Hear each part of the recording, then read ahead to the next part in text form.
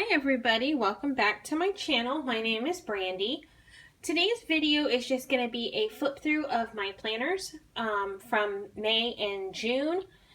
I didn't get around to doing a flip through video for May, so I'm going to go ahead and combine it with June's. And I'm going to show you my mini planner, my catch-all planner, my social media, and my memory planner. So let me get all these out of the way and we'll go over the mini first. Now, my mini planner, for the most part, was my on-the-go planner, but we're not really going anywhere right now because we're still in quarantine, for the most part. So I am back at physically working at my office, so I'm not working from home anymore. But other than going to work, I'm not going much of anywhere. So, this has become my work planner, or things that I need to do during the day when I'm away from home, things that I can do at work during my lunch break, anything like that. So this is the first week in May. Again, the type of work I do, sometimes I have people's names, so I just put a little post-it note over their names because I don't want to reveal any client names or anything like that. So this is the first week in May. This is matching my classic spread for this week, and it's just a scrapbook spread.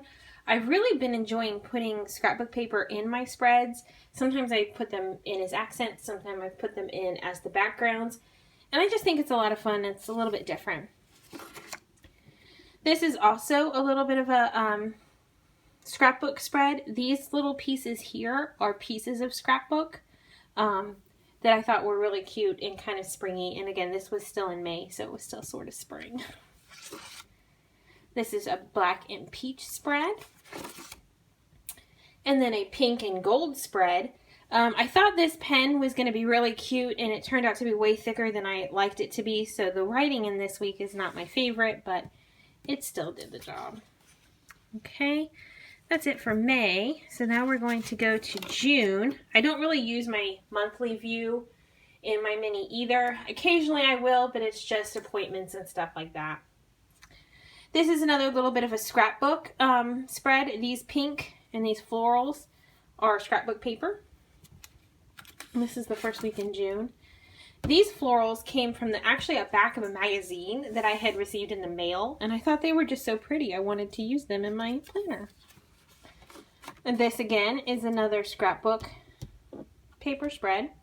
And I love this one. I think it turned out so cute. And this is just a pink floral.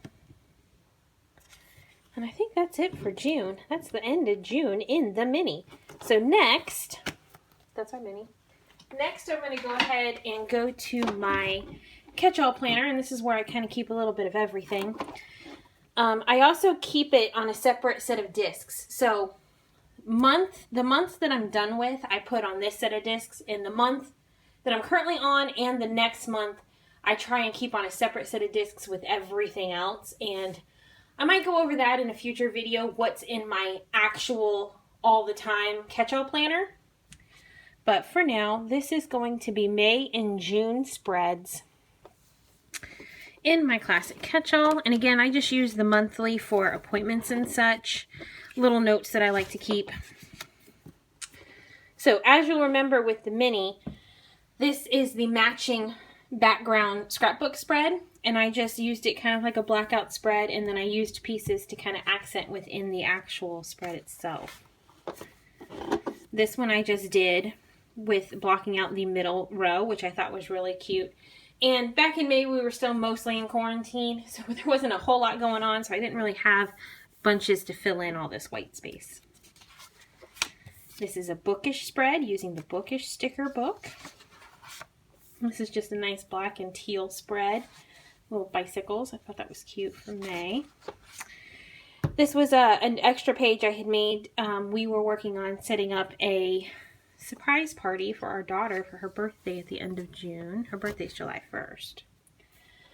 So this is the first week in June, another scrapbook spread where I blocked out the middle row with different scrapbooks. And again, I just took scrapbook paper and punched it with the Happy Planner box punch, and it makes pretty much the exact size you need.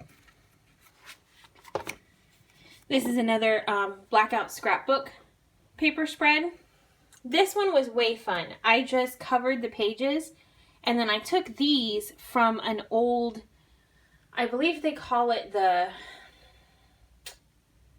I don't remember what they actually call that particular layout, but it's the one with all of the to-do lists. Like you have a monthly view. It might be the I don't think it's the dashboard layout either. I don't remember. But it has your monthly view, and it has like a couple of pages of notes and such and little sections, and then the rest of the month is just to-do checklists, to-do lists.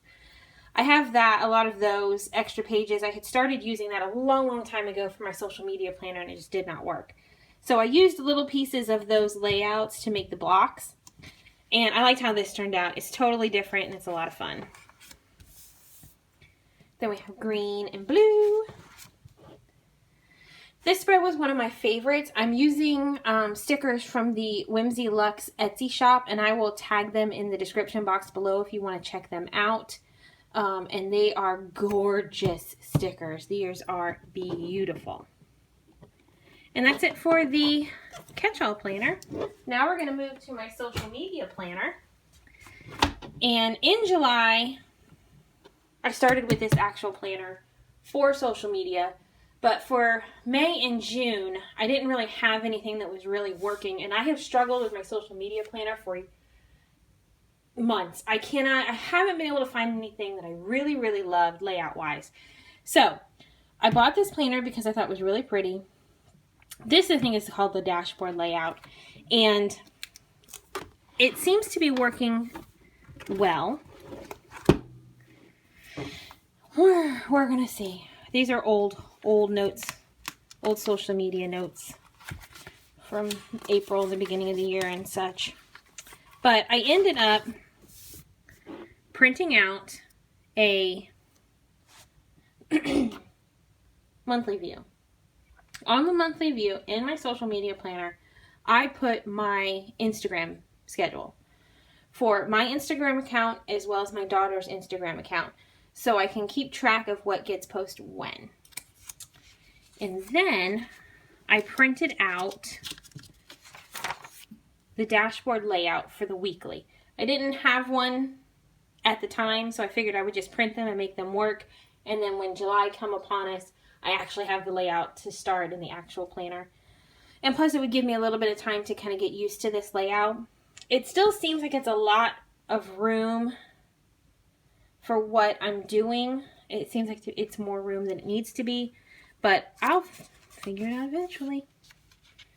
So on the weekly pages, I just kind of post what YouTube videos I'm posting, what I need to film, what I need to edit, anything like that, any ideas I have.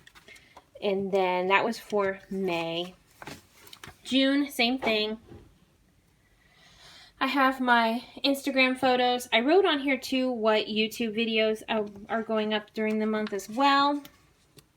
And then the weekly pages again are just going to be what YouTube video is going to go up, and then other things that I need to do around my social media stuff as well. So again, I just printed out these dashboard pages, and in July I have the actual planner, so I'm using the actual dashboard pages for that. But I like it so far. It's a little bit more room than it needs to be, but we'll figure it out. So that's my social media planner. Last but not least is my memory planner, and that's this big guy. Jeez, I'm shaking the table. I always printed out pictures and put pictures in photo albums forever. That's just what I did. That's what I love to do.